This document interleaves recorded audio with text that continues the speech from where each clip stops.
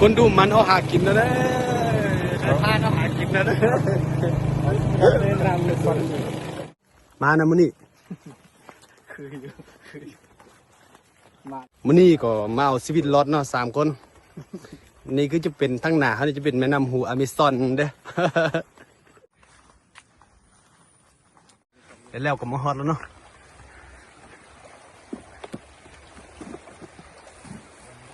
ขอกจิฮักนี่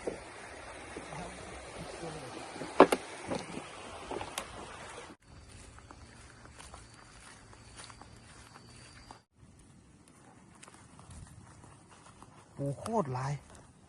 ปูนี้บ่ฮู้ว่าปูหรือปลาเดี๋ยวเนาะผ่าน3 คนมาเหมือนกันมานี่นี่ปูจ้าปลานี่ปูมิซอนเนาะเพราะน้ำนี่ก็จะเป็นน้ำหัวมิซอนที่เขามาซอกนี่เนาะเขาก็ต้องได้มาตัดกันเบ็ดก่อนเขาจะไปตุกเบ็ดแต่ว่านี่ก็จะเป็นตาอเมซอนน้ำหูของเฮาโคตรลาย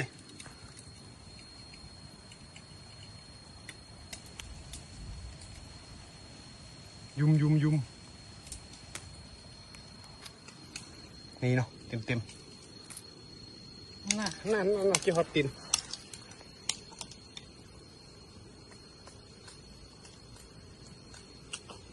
พี่จากที่สอกกันเบ็ดแล้วเนาะเรียบร้อยก็หาเกียมมัดเบ็ดนั่นว่าเขาน่ะก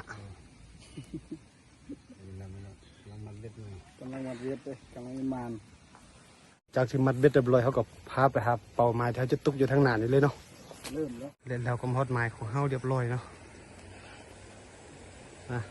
2 นายพรานจะตึกข้างนั้นนะพอมาฮอดเขาก็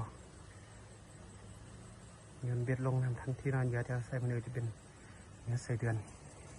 ส่วนคนนึงก็จะอยู่ทั้งนั้นเนาะ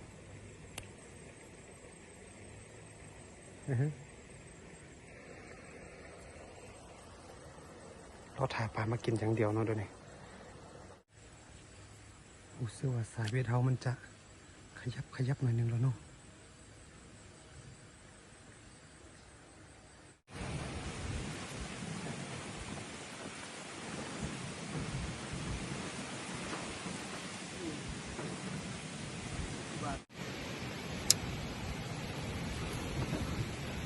ปลาลายผมนักเขาลายเต็มโพงเ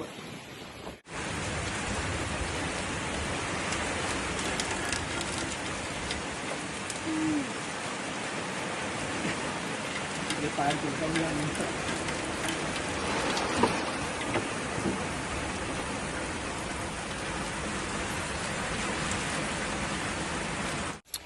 เดี๋ยวลายปลาโคตรลายเต็มม่วงแต่ลายปลามันนี่จริงนะตกเนาะบุญแม่นมาเอาปลาแล้วมันนี่นะ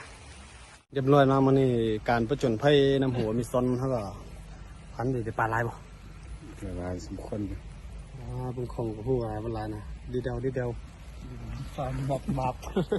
เดี๋ยวลายปลาเดี๋ยวลายเต็มทวงเลยลายแล้วนะไปเอาเฮือนนะ